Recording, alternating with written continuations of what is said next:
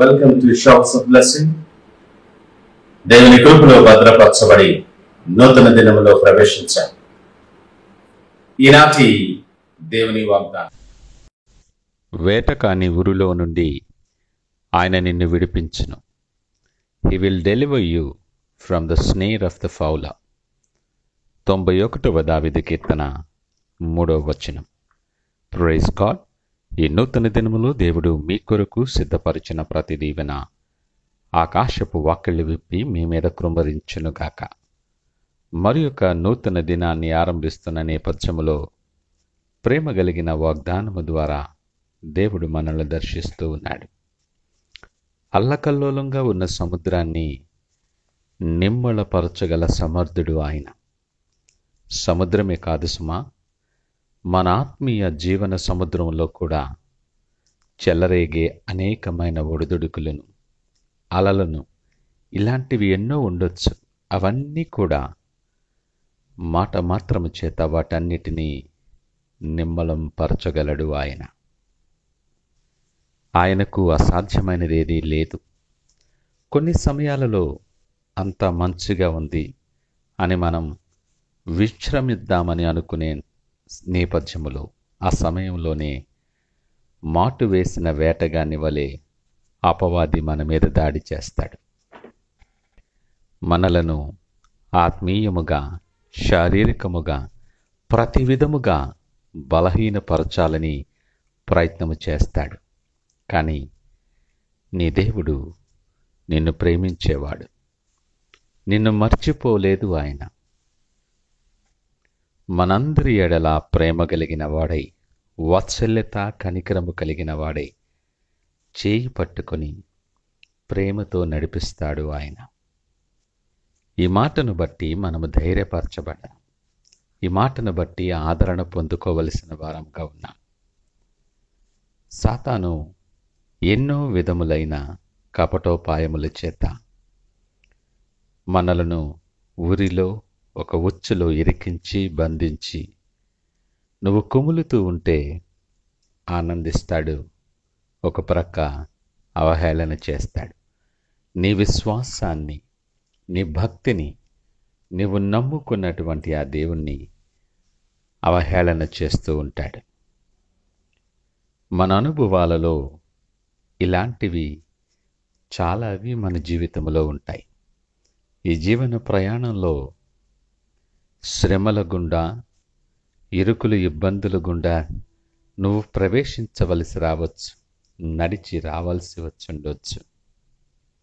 నీ పరిస్థితి ఎలాంటిదైనా, ఎలాంటి నేపథ్యమైనా అతడు నీ చుట్టూ ఉన్న ప్రతి బంధకము నుండి నిన్ను విడిపిస్తాడని వాగ్దానము చేస్తూ ఉన్నాడు.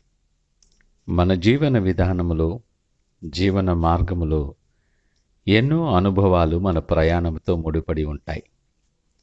నీ కుటుంబములో, నీ పని స్థలములో, నీ ఆరోగ్యములో, ఇంకా ఇలా ఎన్నెన్నో విషయాలలో సాతాను ఆటంకపరుస్తాడు. ఆటంకపరిచి మన దగ్గర సమయము లేకుండా చేసి, దేవుని వైపు తిరగకుండా, దేవుని ఆలోచన లేకుండా మనలను శక్తివంతమైన బంధకములలో ఉంచుతాడు. ఆ ప్రకారముగా మనం బంధించబడిన వారముగా ఉంటాం. అయితే దేవుని వాక్యం నీతో సూటిగా మాట్లాడుతుంది. పగలు ఎండ దెబ్బైనను, రాత్రి వెండల దెబ్బైనను తగులకుండా అన్ని విషయాలలో కూడా నీ చుట్టూ కృపా కంచె కావలి ఉంచి నిన్ను నెమ్మదిపరుస్తాడు ఆయన. ప్రతి భయాన్ని తీసివేస్తాడు ఆయన. ఈ మాటలు వింటున్న ప్రియ దేవుని జనాంగమా, నువ్వెవరివైనా, నీ నేపథ్యమైనా ఏదైనా, నువ్వే పరిస్థితుల్లో ఉన్నా కూడా, ఈ మాటలు వింటున్న ప్రియ దేవుని జనాంగమా, నువ్వెవరివైనా, నువ్వే స్థితిలో ఉన్నా, సజీవుడైన మాటలు నువ్వు వింటున్న నేపథ్యంలో ఉన్నావు. ఆయనకు వేరుగా ఉండి మనమేమీ చెయ్యలేం. ప్రతి పరిస్థితికి, అన్ని విషయాల్లో మంచి ఆలోచన అనుగ్రహించి మనల్ని సరిచేసేటటువంటి వాడు. నిన్ను విడిపించే దేవుడు నిత్యము నీతోనే ఉన్నాడు. నిన్ను విడువని దేవుడు నీతో ఆయన సన్నిధి ఉంచి ఉన్నాడు. మీరు నా ప్రజలు, నేను మీ దేవుడనై ఉంటానని వాగ్దానము చేసిన దేవుడు. ఈ నూతన దినాన్ని ఆరంభిస్తున్న నేపథ్యంలో ప్రతి బంధకము నుండి, అపాయకరమైనటువంటి ప్రతి విషయము నుండి తప్పించబడి ఆయన సన్నిధిలో సాక్షులుగా అనేక మందికి దీవెనకరముగా నిలిపి ఆశ్చర్యకరమైన రీతిలో నిన్ను ఆశీర్వదిస్తాడు. ఆ గొప్ప ఆశీర్వాదాలు స్వతంత్రించుకునేలాగున ప్రార్థనాపూర్వకముగా దినాన్ని ఆరంభిద్దామా? ప్రార్థించుకుందాం. పరిశుద్ధుడు, ప్రేమ నమ్మకమైన మా యేసయ్యా, స్తోత్రాలు, వందనాలు. మీరెంతైనా నమ్మదగిన వారని మీకు వందనాలు తెలియచేస్తున్నాం. అనేక విషయాలలో నమ్మకత్వముగా ఉండుటలో మేము విఫలమైపోతూ ఉంటాం.